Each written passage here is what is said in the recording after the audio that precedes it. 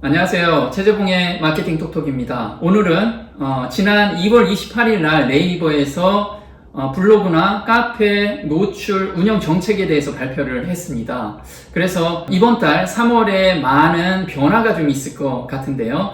인플루언서라고 해도 여기선 예외가 될 수가 없습니다. 최근에 인플루언서들이 AI를 활용해서 하루에도 몇 개씩 글을 올리고 있지요. 그러다 보니 검색해서 상위에 노출된 글들이 깊이가 없고 또 체험적인 글이 아니다 보니까 현재 네이버에서 많이 이탈하는 것을 볼 수가 있습니다. 그래서 네이버에서도 위기감을 느끼고 있겠죠. 그래서 요번에 정책을 강화시킨 겁니다.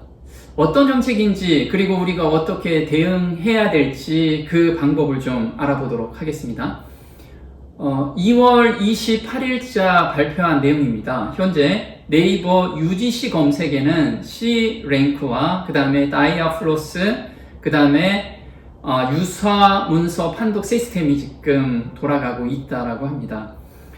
여기서 UGC라는 내용은 어떤 거냐면 네이버에서 가장 중점을 두는 것이 사용자가 직접 만든 컨텐츠이냐, 여기에서 점수가 높고 낮음이 결정이 된다라고 합니다. 그런데 최근에 AI로 글을 쓴 것은 짜집기한 글이다 보니까 사람들이 그걸 읽고 나서 오래 머무르지를 않는 거예요. 그래서 네이버에서 이탈률이 굉장히 많이 생기고 있는 것이 현실이죠. 또 자동 생성된 저품질 콘텐츠라고 합니다. 이건 어떤 거냐면 챗 GTP나 루튼과 같이 AI를 활용하여 작성된 글들, 요즘 블로그를 운영하면서 1년 전보다 지금 최근에 엄청나게 많은 글들이 올라와 있죠. 그리고 이미지도 짜집기한 이미지들이 너무 많은 것을 볼 수가 있습니다. 한두 번은 볼 수가 있는데 이게 지속적으로 각 분야별로 검색하면 나타나다 보니까 사람들이 더 이상 네이버에서 검색할 그런 필요성을 느끼지 못하고 있는 것이 또 현실이죠. 네이버도 이걸 직시하고 있겠죠. 자, 광고성 도배글과 같이 검색 결과의 신뢰도를 저해하는 문서, 이런 것들이 노출된 블로그나 카페는 저품질시키겠다라고 하는 거죠. 자, 여기서 광고성 도배글, 이건 어떤 거냐면 특정 키워드를 반복해서 작성하는 경우, 이런 거 많죠. 특히나 AI를 활용해서 같은 분야를 계속해서 공략하는 경우가 되게 많이 있습니다. 이런 경우도 이번에 불이익을 당할 확률이 굉장히 높다라는 거죠. 또한 쿠팡 파트너스, 그리고 이런 링크들 많이 있죠. 외부 링크들을 계속해서 거는 경우도 네이버에서는 굉장히 싫어하는 행동입니다. 여기서 나는 모든 글에 쿠팡 파트너스 그 링크를 걸고 있다, 또 다른 거 링크를 걸고 있다라고 하면 이번에 한번 수정이나 또는 다른 대응 방법을 좀 적응해 봐야 될 것으로 생각을 하고 있습니다.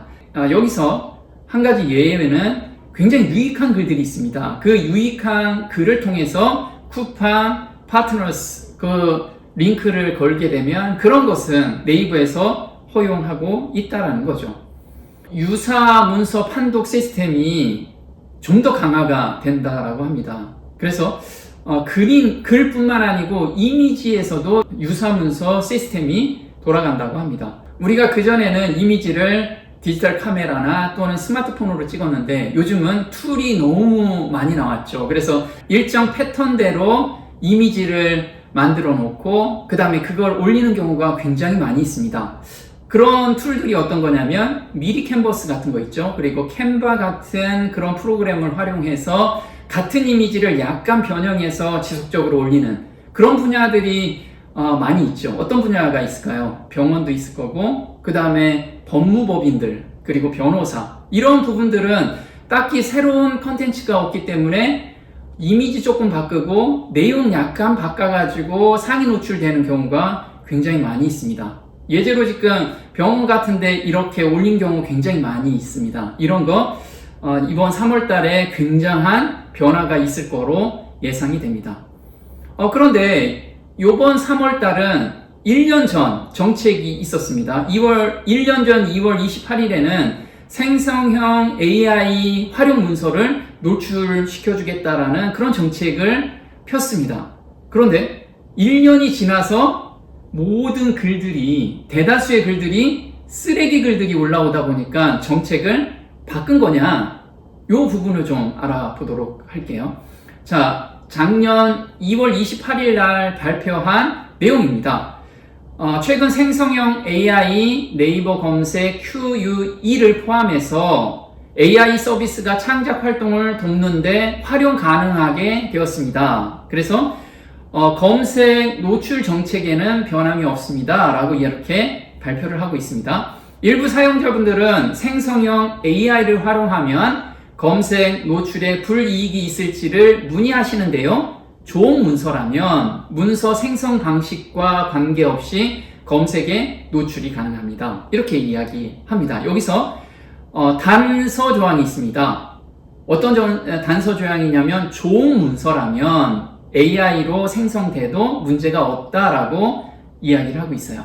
그래서 AI 생성을 그냥 복사해서 붙여넣기 이런 형태로 쓰게 된다면 요번에 불이익을 당하게 될 겁니다. 자, 좋은 문서의 특징에 대해서 네이버에서 가이드라인을 줬습니다. 첫 번째가 신뢰성 있는 정보냐? 자, 우리가 AI를 통해서 자기가 글 쓸 때 출처가 정말 신뢰성 있는지를 확인하는 경우가 많이 있죠. 그런 데이터를 갖다 쓰는 거는 굉장히 좋습니다. 두 번째는 솔직한 경험이냐? 근데 AI를 기반으로 한 것은 솔직한 경험이 아니죠. 이걸 가려내겠다는 겁니다. 자, 그 다음에 독창적 정보냐? 그리고 심층적 구성을 하고 있느냐? 좋은 가독성을 가지고 있느냐? 자, 여기에서 걸리는 것이 좀 많이 있죠. 그리고 이 형태대로 우리가 글을 쓰면 또 상위 노출되는 그런 로직을 알려준 거기도 합니다. 자, 생성형 AI로 저품질의 문서를 양산할 경우 검색에 노출되지 않을 수 있습니다. 이때 발표한 것이 생성형 AI를 그냥 복사해서 붙여넣기 하거나 다른 사람의 글을 약간 가공해서 붙여넣는 글들은 제재하겠다라고 이때도 발표를 했습니다. 그런데 요번 3월 달부터는 이걸 좀 더 강화시켜서 대대적으로 정비를 할 거라고 발표를 한 거죠. 어뷰징 행위 예시입니다. 자, 타 문서를 단순 복사하거나 검색 노출을 위해 유사한 키워드를 반복적으로 사용하는 행위는 저품질 시키겠다. 또 생성형 AI로 문맥이 이어지지 않는 가독성이 낮은 컨텐츠를 반복해서 올리는 경우. 그래서 생성형 AI를 통해서 계속해서 글을 쓰셨다면 이번에 아마 제재를 받게 될 겁니다. 자, 검색 알고리즘은 지속적으로 발전하고 있다라고 이야기를 하고 있죠. 그래서 생성형 AI만 믿고서 블로그를 지금까지 운영하셨다면 패턴을 좀 바꿔주시는 게 좋을 것 같습니다. 어떻게 대응해야 될까요? 자, 첫 번째, 기존 AI로 작성된 글을 비공개 처리하는 것이 좋겠죠. 또는 수정을 통해서 자기가 경험한 것처럼 글을 작성하는 게 좋습니다. 그런데 너무나 많다 글이, 그러면 비공개 처리하는 게 좋겠죠. 자, 쿠팡 파트너스와 같은 링크가 걸려있는 게시글은 수정하는 게 좋습니다. 본인이 이 정보는 너무 좋은 정보라 공개를 했다. 네. 그런데 네이버 기준과 나의 기준은 차이가 있을 수가 있습니다. 그래서 원천부터 방어해 놓는 게 좋겠죠. 그리고 템플릿을 활용한 이미지들 많이 있죠. 그 이미지는 이제 스마트폰으로 찍은 걸 가지고 변경시켜 주는 게 좋습니다. 또는 비공개 처리하는 게 좋겠죠. 이렇게 네이버에서 현재 블로그를 운영하시는 분들, 그리고 블로그를 통해서 사업을 하시는 분들, 현재 3월 달에 엄청난 변화가 있을 거라고 생각을 하고 있고요. 그리고 3월뿐만 아니고 이건 지속적으로 저품질 변화들이 생기게 될 겁니다. 그래서 불안하게 블로그를 쓰지 마시고 자기 경험을 바탕으로 스마트폰으로 사진을 찍어서 글을 지속적으로 올린다면 분명히 효과를 보게 될 겁니다. 네, 오늘 마케팅 톡톡 도움이 좀 되셨나요? 도움이 되셨다면 구독과 좋아요 감사합니다.